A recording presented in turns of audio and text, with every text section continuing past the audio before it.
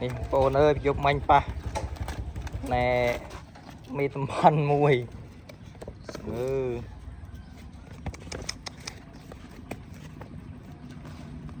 เร่งสโคมตัวมันนะ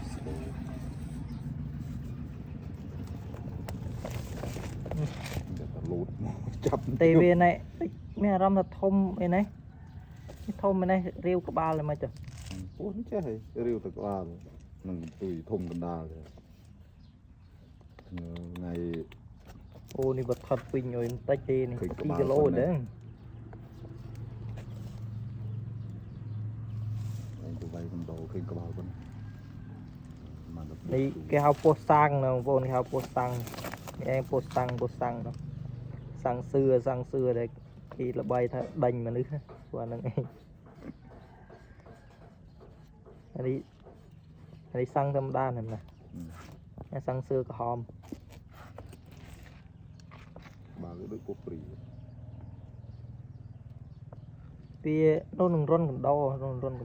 บ้านกันโดพองบ้านปุ๊กพองจีกันโดแต่ปะปุ๊ก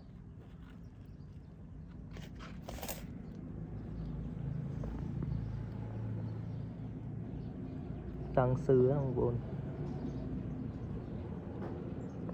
ยี่ได้จับเสมอจะไปใจมันกราวจับกระบาลไปเด้งไปเถอะ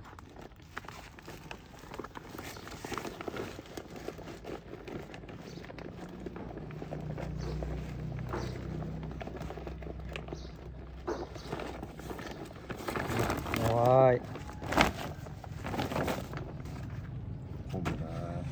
ถมปูนี่ถมสโกม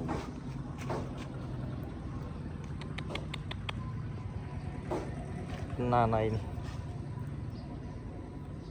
สั่งเสื้อ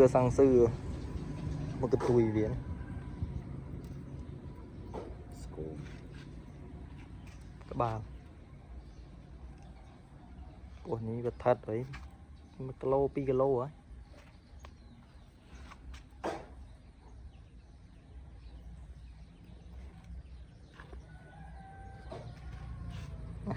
เวรือ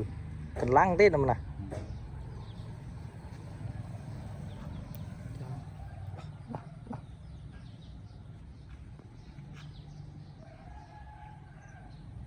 แค่คำนี่